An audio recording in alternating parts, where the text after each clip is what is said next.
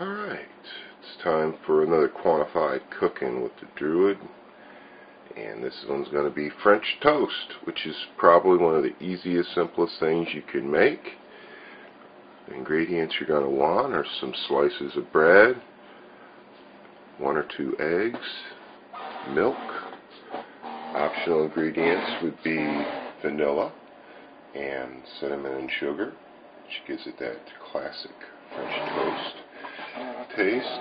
And for shortening, you're going to want to use butter this time instead of oil. Okay, and it's important with butter not to heat the pan too fast or too hot.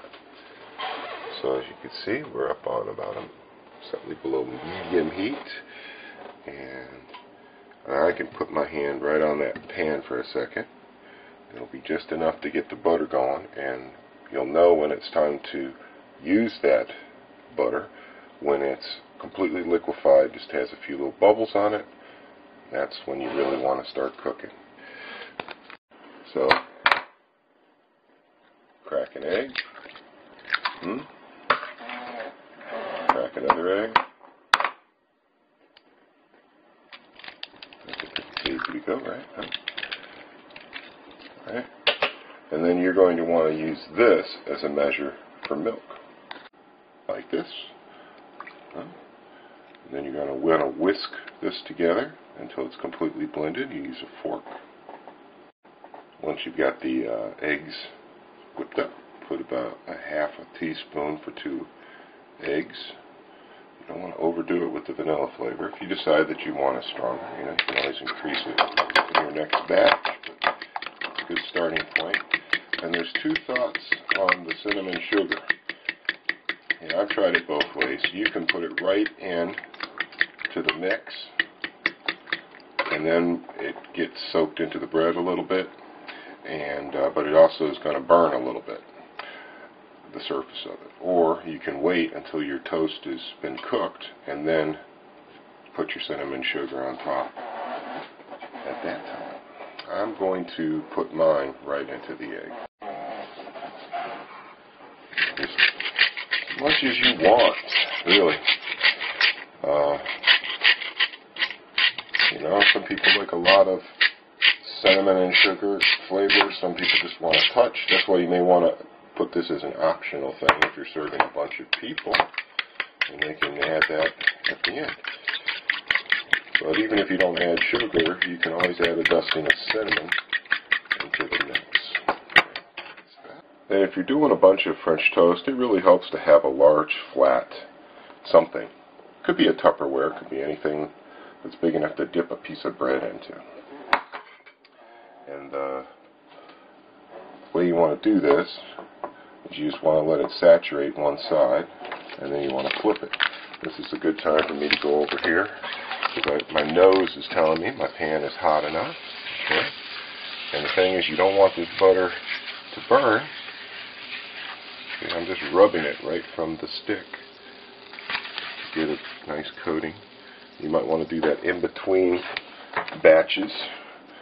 Okay. Flip it.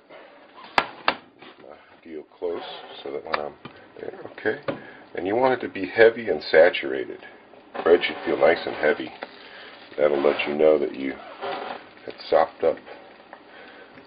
I find with 2 eggs, I can generally get 3 pieces of toast. Pretty good saturation. Now, if you wanted to, you could make it lighter and more bready. This is a part where you have to decide by doing a few batches what's best for you. If you wait too long with regular old store-bought bread, it'll fall apart. But if you get some good home-baked style bread, you can get a lot more soak time. With this stuff, it's like tissue paper after a few seconds once it just fall apart.